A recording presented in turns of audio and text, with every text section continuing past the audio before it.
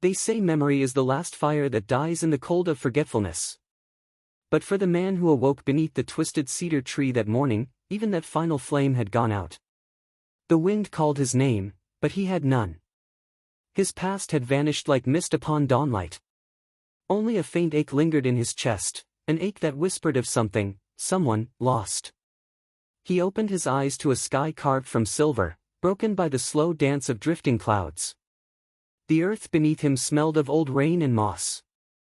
His fingers, caked with soil, trembled as if digging into memory. He sat up slowly, his limbs stiff as though they had forgotten how to belong to a man. A leather satchel lay beside him, half buried in roots. Inside, a small bronze pendant shaped like a teardrop, wrapped in old linen. No name. No past. Just that.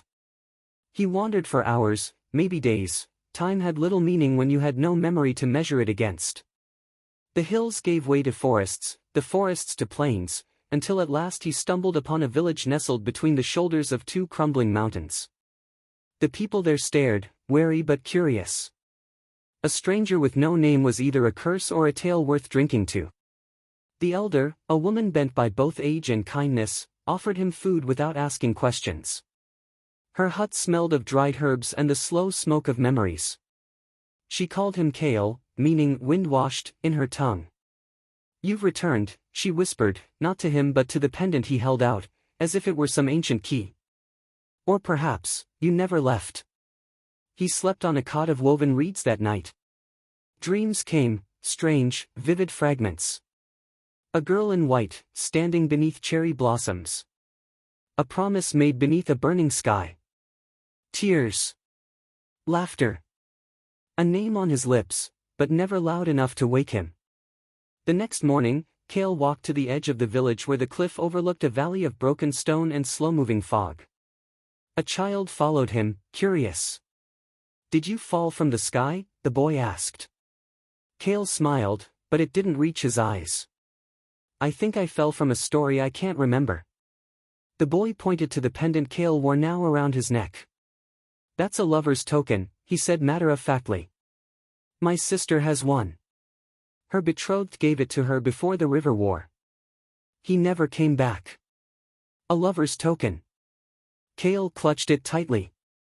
For the first time, a word echoed in his head, not a name, not a place, but a feeling. Wait. It was as if someone had once begged him to stay. To remember. But he had forgotten. Later that night, the elder spoke again, stirring ashes in her hearth. "Your eyes carry the weight of vows broken by time. There is a village beyond the blackroot forest. Ruins now. Some say it was once a place of music and moonlit vows. You should go. Perhaps the wind will know your name there." Kael did not speak. He only nodded, stood, and turned toward the dark edge of the forest where trees wept black sap and no birds sang. As he stepped into the forest, the pendant pulsed warmly against his chest. In a hidden chamber deep within the forest, beyond his sight and memory, another figure stood before an altar of stone and flowers long dead. A woman, eyes the color of dusk, whispered his name. Kael. She had waited 13 winters. The trees of Blackroot Forest did not move with the wind, they breathed. Their long, bark-skinned limbs reached like crooked fingers toward the sky, filtering the sun into fragments of dying gold. The deeper Kael walked, the heavier the silence became. Not even the crows cried here. Only the crunch of old leaves under his feet kept him tethered to sound, and sanity. He had barely slept. The woman's whisper in his dream had jolted him awake before dawn. Kael, her voice lingered, like the last echo in an empty hall. It was not a memory. Not yet. But it was more than a dream. It was a call. And so, into the woods he had gone. The pendant pressed warm against his chest again. Not burning, but pulsing, like a heartbeat. Hours passed, or perhaps days. Time in the Blackroot Forest melted, becoming something fluid and ancient. He drank from cold streams that tasted of iron and shadows. Once, he saw an old mask nailed to a tree, its smile chipped, its painted eyes faded by centuries. It watched him as he passed. He wasn't alone here. He could feel it. It was late when the forest changed. The trees widened, spaced farther apart, and a mist gathered at his ankles. He found a clearing where moss grew thick like green velvet and stone pillars, broken and leaning, marked the corners of something old. A structure once stood here, long before his memory had been stolen. Kael stepped into the center. And that's when he heard the voice again. "You are late." He turned. No one. Only silence. And the feeling of having arrived too late to something sacred. Kael knelt in the grass. His hands trembled as he brushed away vines from a stone slab, revealing symbols, faded, ancient. Not a language he recognized, but his fingers traced them like they once knew their meaning. Among the markings, a small carving caught his eye. A woman, barefoot, cloaked in petals, her hand outstretched. Her face worn smooth by time. He remembered her. Not her name, nor her voice, but the way her hand had once rested on his chest, right above where the pendant now lay. Suddenly, the air grew cold. A whisper, like breath over stone, "You left." Kael staggered back. Shadows thickened around the edges of the clearing. He spun, eyes wide, heart racing. "I didn't choose to forget," he called into the dark. No answer. Only the wind, curling like smoke through broken stone. He lit a small fire that night and sat before it, pendant in hand. The flames flickered against the bronze surface, casting reflections that didn't match the forest around him. In them, he saw moments, faint, like fogged glass. A woman's smile. Her laughter beneath a blossom tree. The curve of her shoulder as she turned away, whispering something he couldn't hear. He gritted his teeth. "Who are you?" The fire hissed. In its glow, a single petal fell from the trees above, pale pink, like springtime long gone. Kael looked up. And saw her. For just an instant, on the edge of the mist, a woman in white. Hair long as twilight, eyes wide with sorrow. She didn't move. Didn't speak. Just watched him. Then vanished. His breath caught. He ran toward the spot, but there was nothing. Only trees. Only fog. But beneath the moss, hidden at the root of a twisted yew tree, he found something left behind, a ring of woven reeds, dried and brittle, tied with a single strand of silver hair. A lover's token, from another life. Suddenly, the memories weren't distant anymore. They pressed against the inside of his skull, begging to return. Flashes, a river temple, blood in the water, a vow whispered under moonlight. Then, her name. He nearly spoke it, but it vanished like wind from his lips. As dawn broke, the mist parted, and for the first time, he saw the path leading out of the forest. Stones marked the way, smooth and weathered, like a forgotten road waiting to be remembered. He followed it. And far ahead, beyond trees cloaked in silence and shadows, a temple rose, half in ruin, half preserved by the stubbornness of time. Ivy clung to its spine like veins. Its roof was caved, but its heart still beat. She had been there. He knew it. What he didn't know, what he couldn't know yet, was that she had waited there for years, guarding the fragments of a promise made long before fate tore their names from each other's memory.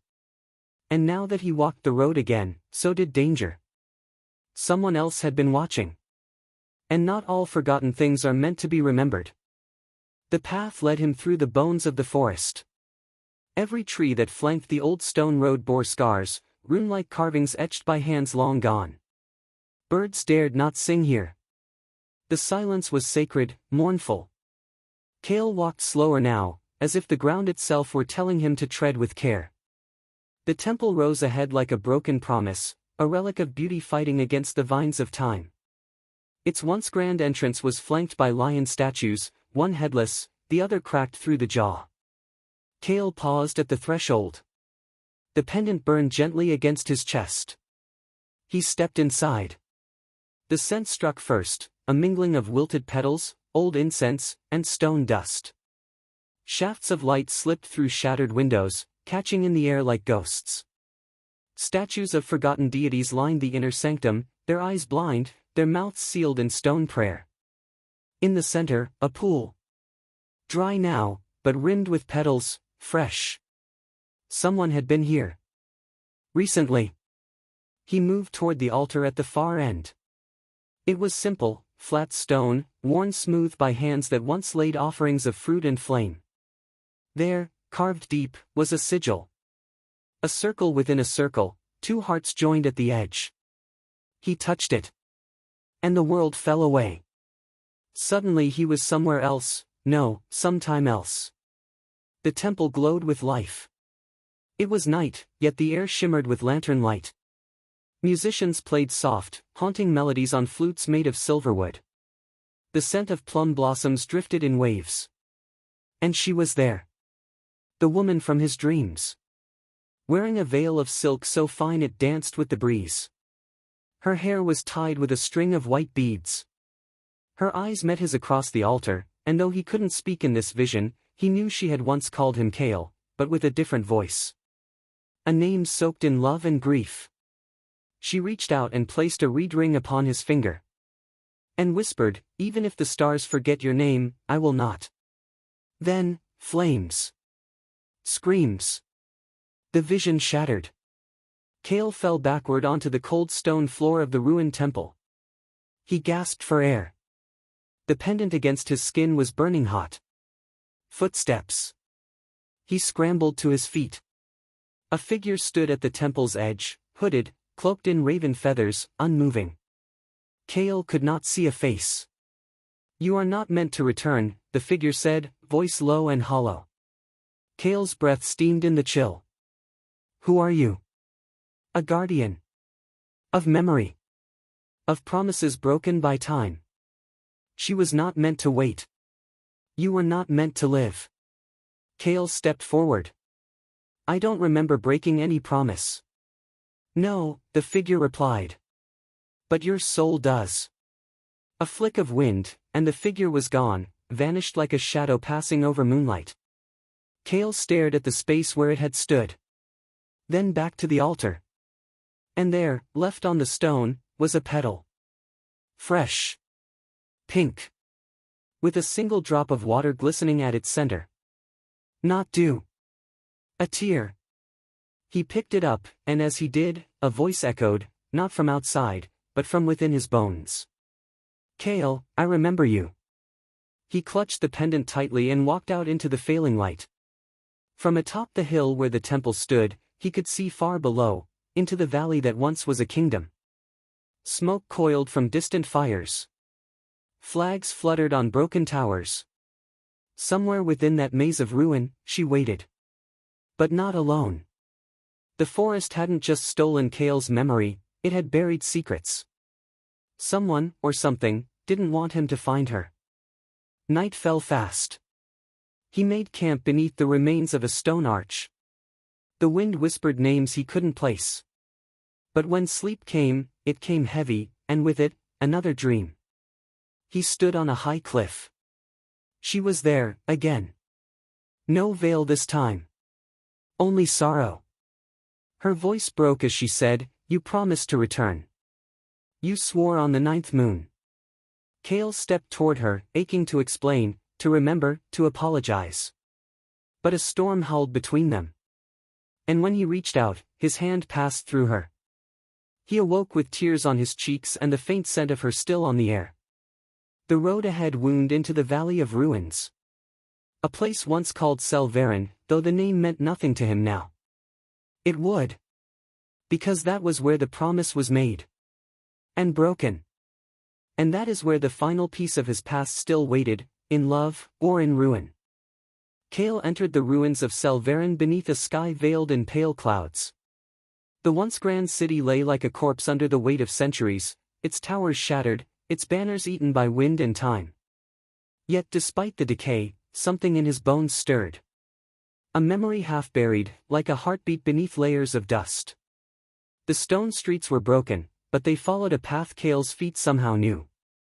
Every turn, every crumbled wall, echoed with shadows, children's laughter, the clatter of market stalls, the songs of temple bells.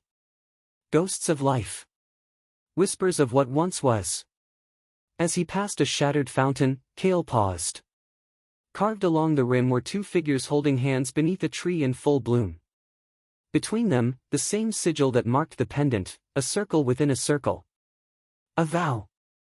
He sat at the edge of the fountain, running his fingers over the cracked design. His head throbbed. Visions flooded him, scenes glimpsed through fog. He stood in this very square once.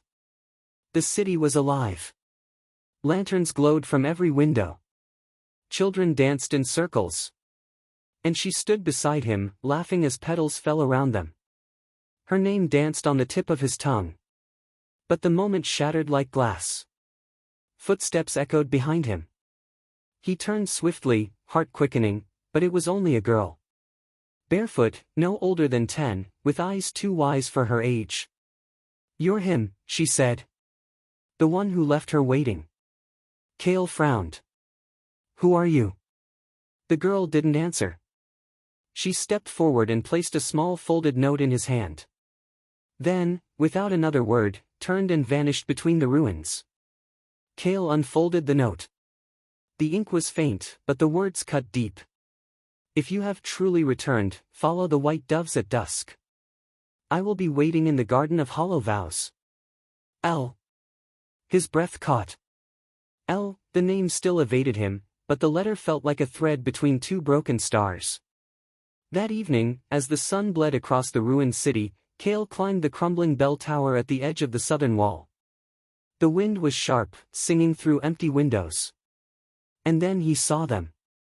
3 white doves, gliding low over the rooftops, curving east, toward a place swallowed by ivy and shadow.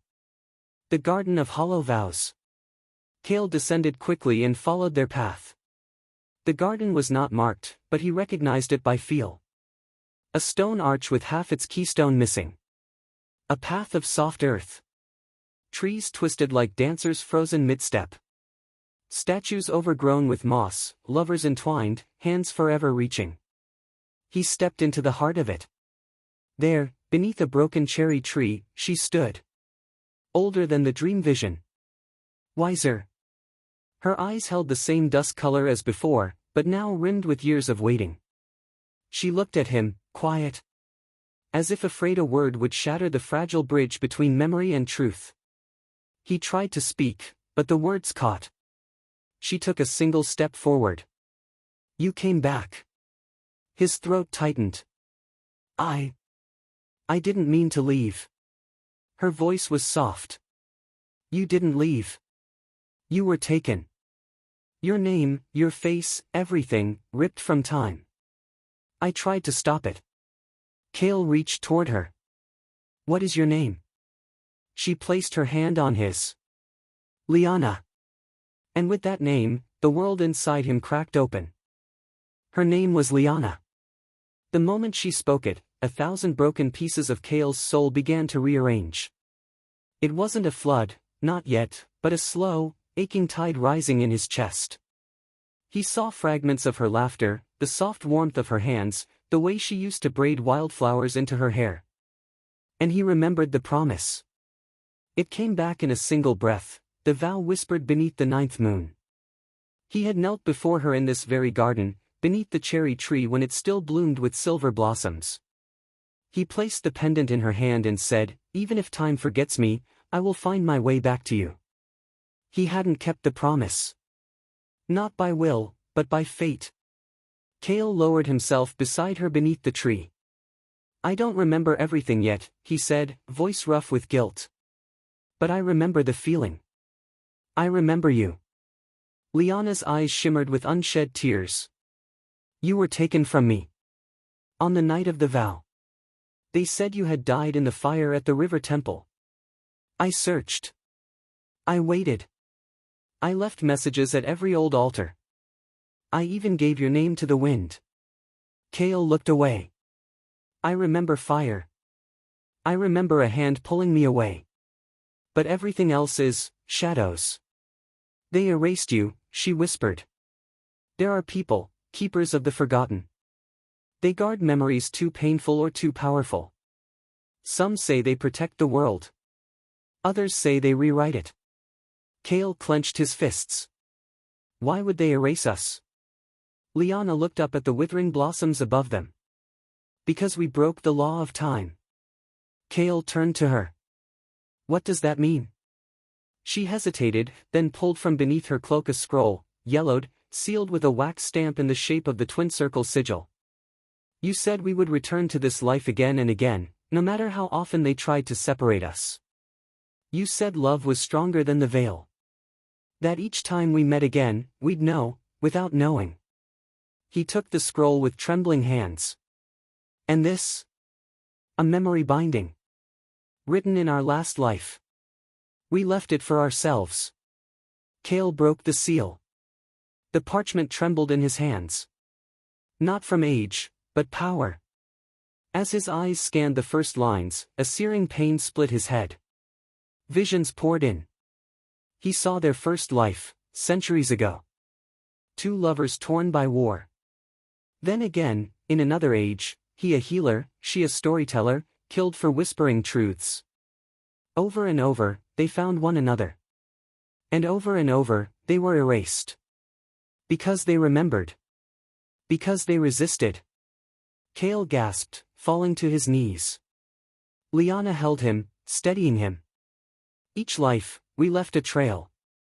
But this is the last one, Kael. We are running out of time. The keepers know you're back. The wind shifted. Leaves danced in spirals. From the edge of the garden, the girl from before appeared again, barefoot, her eyes still too knowing. But now her form flickered. Kael narrowed his eyes. She's not real. Lyana's voice was low. She's a watcher. They send them to guide, or to mislead. The girl spoke, her voice now echoing with many tones. You've opened the scroll. The fracture has begun. Turn back, or the cycle will end, forever. Kael stood, fire rising in him now. No. Not this time. The girl smiled. It was not a kind smile. The river temple still burns. And he is waiting for you there. Before Kael could move, she vanished into smoke. He turned to Lyana. Who is he? She looked toward the mountains in the east. The one who broke you. Kael stared in silence. He didn't yet remember the man's face. But he knew one thing, he would find him. Because to reclaim the future, he had to confront the past. The journey east was slow, not because the path was long, but because the weight of memory clung to Kael like wet cloth. Every step stirred something half-buried, a glimpse of flame, the hiss of a sword, a name half-screamed. Lyana walked beside him, quiet, her cloak trailing through dust and time. They followed the river upstream. The water had turned bitter. Fish no longer swam in it, and even the reeds that once whispered secrets now stood dry and still. At night, Lyana built small fires and told him stories, not just of their lives, but of the world they were once part of. Of the Order of the Veil, the secret group who governed memory, time, and forgetting. Of the Watchers, the silent ones who rewrote fate with ink made from lost dreams. And of one man, Varen, a former keeper who broke the law and rewrote time for his own gain. Was he the one who did this to me? Kael asked, watching the flames crackle. Lyana nodded. He feared you. In our last life, you were not just a man. You remembered everything. All lives, all timelines. You threatened the very structure the keepers built. Kael looked at his hands. They didn't feel powerful. They felt broken. And I failed you, he whispered. No, Lyana said gently. You made a promise. Even through death and erasure, you kept it. You found me again. By the third day, they reached the remains of the river temple. It stood like a burnt skeleton. Blackened columns, melted statues, charred stone. Nature hadn't returned here, not even weeds. The fire that consumed it had been more than flame. It had been magic. Kael stepped through the broken archway, his boots crunching on ash. The wind here carried voices, distant, echoing, fading in and out like a cracked lullaby. And then, he saw it. The altar in the center. Split in two. Upon it, a sword. Not rusted. Not burned. Perfect, gleaming, untouched by time. Lyana gasped softly. That's yours. Kael approached it slowly. As his fingers touched the hilt, a shock surged through him, not pain, but memory. His mind split open like a book. He remembered standing here. Alone. Betrayed. Varen, his old mentor, had stood before him, eyes glowing with unnatural fire. You remember too much, Varen had said. You love too deeply. That makes you dangerous. And Kael had drawn this very sword. But he had been too late. He had fought, yes, but not to win. He had fought to buy Lyana time to escape. And when the flames came, Kael had made a different kind of vow. To return. No matter what. He staggered back, blade in hand, gasping. Lyana caught him. I remember, he said. I remember the fire. Varen. The last words I said were. I'll come back to you. And now he had. But the moment was not safe. The sky above the temple cracked with sound. A ripple like thunder, but colder, older. A dark wind surged through the broken structure, blowing ash into the air like dying stars. From the shadows, something emerged. A figure cloaked in blackened robes. No face. Only a mask, stone, smooth, featureless. A watcher. You have broken the seal, it said, voice echoing from within and beyond. Kael stepped forward. We broke nothing. We reclaimed what was taken. The watcher tilted its head. The river flows in one direction. What you do now, rewinds it. Lyana stood beside him. We're not afraid of you. The watcher raised a hand. Black mist swirled around it, forming symbols Kael's mind instinctively understood. It was rewriting. No, Kael whispered. Not again. He raised the sword. The blade shimmered, pulsed, and carved through the air. Light burst from it, not bright but deep, like the soul of the earth opening its eyes. The watcher staggered. Lyana stepped forward, chanting words in a language older than fire. Symbols glowed at her feet. Roots rose from the earth and wrapped around the watcher's limbs. Kael brought the blade down. The watcher screamed, but not in pain. In fear. And then it vanished, like smoke in reverse, sucked back into a fold in time. Silence returned. Kael dropped to his knees. Lyana knelt beside him. You're waking up, she said. All of you. He looked up at the sky, where stars now blinked like eyes reopened. There's still one thing left, he said. Lyana nodded. Varen. Night fell heavier after the battle at the river temple. The stars blinked wider, clearer, as if the sky itself had awakened with Kael's memory. But the wind carried whispers, uneasy and coiled, like secrets waiting to be unburied. They traveled south now. Guided by a dream Kael could barely explain, but Lyana trusted him, she always had. He remembered more with each passing day, the way her laughter once filled halls long since vanished, the sound of drums during midsummer rituals, the salt of her tears on the night they made the vow never to forget each other, no matter what fate, or time, would demand. Kael still saw Varen's face in flashes.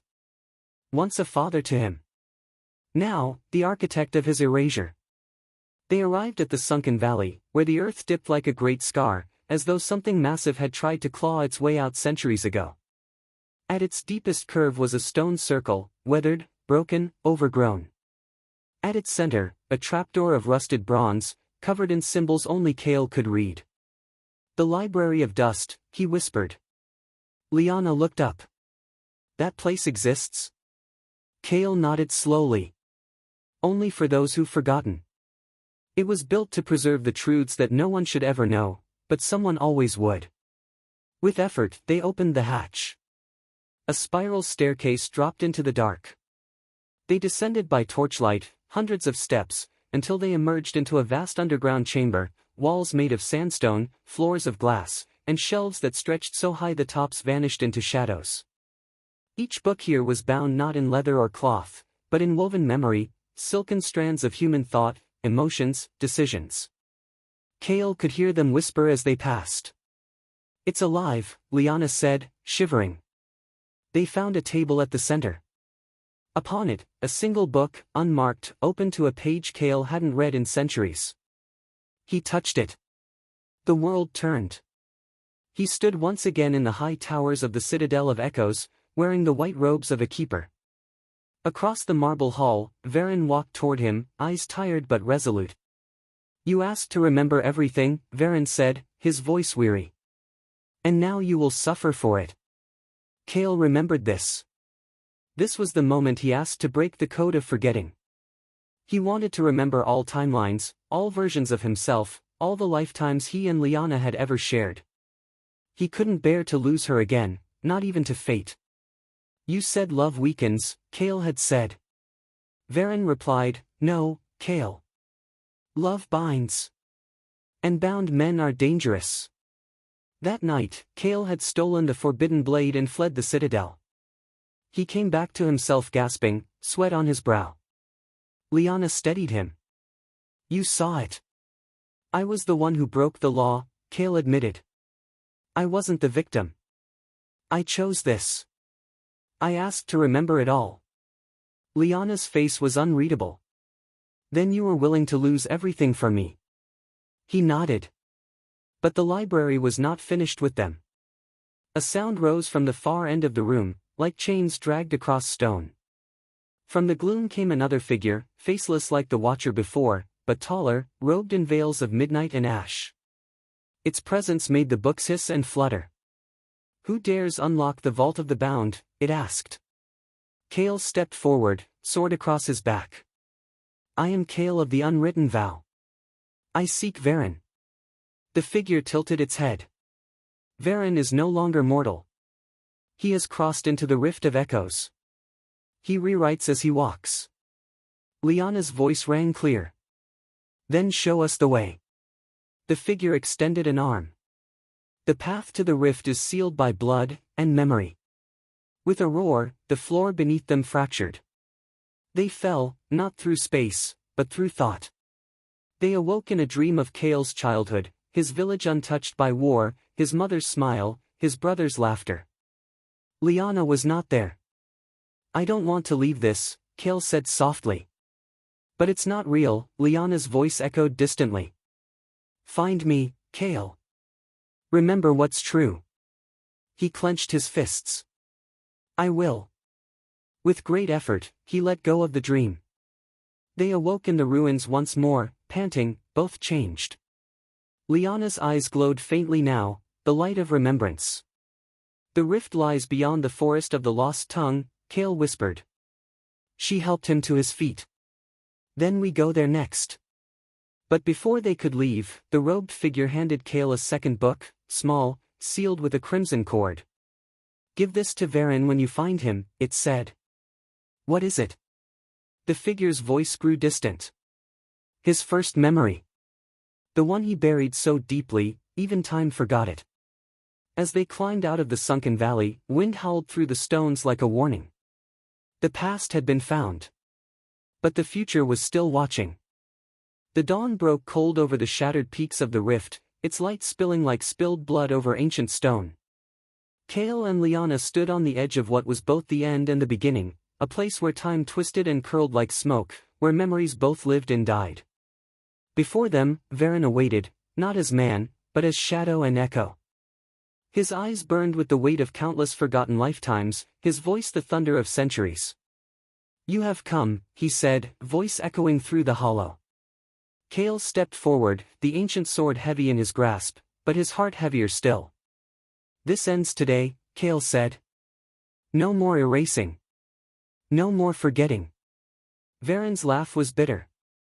"You think you can undo the weavings of time? I am the keeper of the rift now. The master of memory's prison." Lyana touched Kael's arm.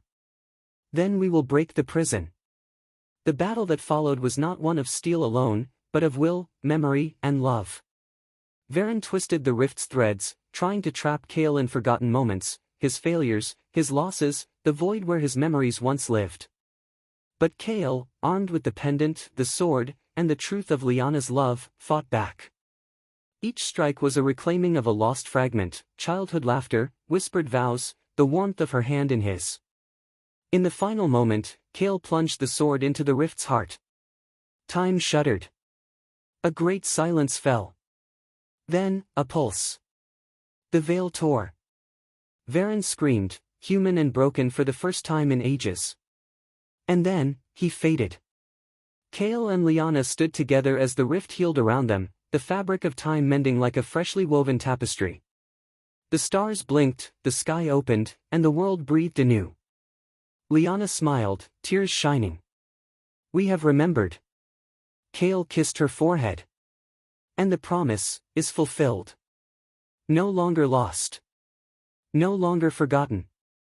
Together, they walked into the dawn, two souls bound by love and the timeless promise that no matter what time may steal, some things will always be found.